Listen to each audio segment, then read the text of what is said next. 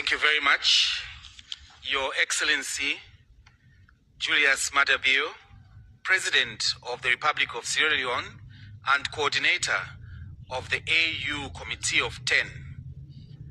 Your Excellency João Manuel Gonçalves Lourenço, President of the Republic of Angola and Chairperson of the African Union. Your Excellency Mahmoud Ali Yusuf, Chairperson of the African Union Commission. Your Excellencies, Heads of State and Government, Honorable Ministers, distinguished ladies and gentlemen. I wish to thank you for giving me the opportunity to contribute to this very important discussion on behalf of President Hakainde Hichilema, President of the Republic of Zambia, who has mandated me to deliver this statement on his behalf.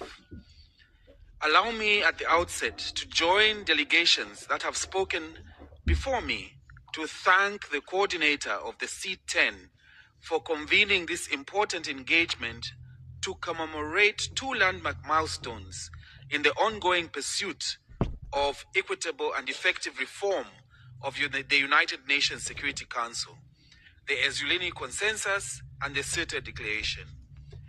These historic instruments stand as a testament to Africa's unwavering commitment to global peace, security, and the principles of justice and fairness within the international system. Your Excellencies, the Ezulini Consensus and the C-10 Declaration adopted by the African Union in 2005 embody the collective African voice demanding meaningful reform of the Security Council.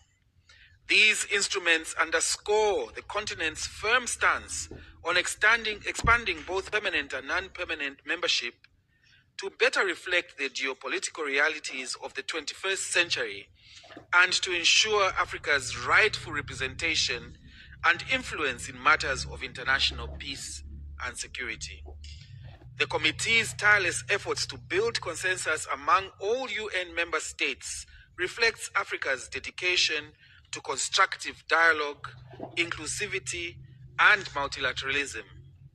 We reiterate our commitment to a transparent, accountable, and representative Security Council which can effectively address the complex security challenges facing our world today. Your Excellencies, while we acknowledge the slow pace of the intergovernmental negotiation process, we must also recognize that the geopolitical dynamics surrounding the Security Council reform remain complex.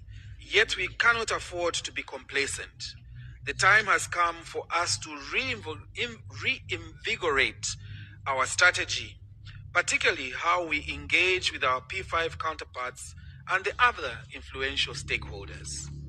To this end, allow me to highlight three key approaches as recently affirmed at the 13th C-10 ministerial meeting held in Lusaka in June this year.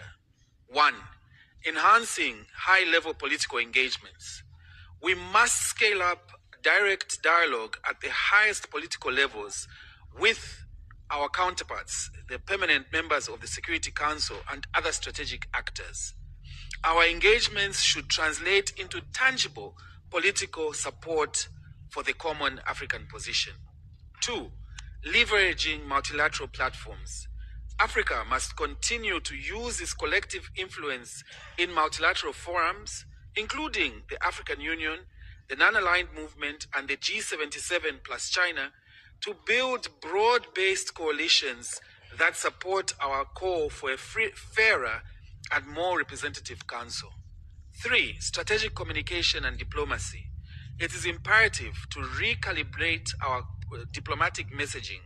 We must assert clearly and consistently that Africa's demand is not a favor, but a matter of historic justice, sovereign equality, and global legitimacy. Africa's 54 member states represent more than a quarter of the UN membership, yet remain without permanent representation. This status quo is neither tenable nor justifiable. Your Excellencies, As we commemorate this 20th anniversary, let us renew our unity of purpose and sense of urgency. The Ezuluni Consensus remains our guiding framework. Let us guard it jealously, promote it proactively, and implement it strategically. We owe it to the generations before us and the future of Africa to ensure that Africa is not just present at the table of global governance, but is a permanent, influential voice in shaping the decisions that affect our continent and the world at large. Your Excellencies, I thank you.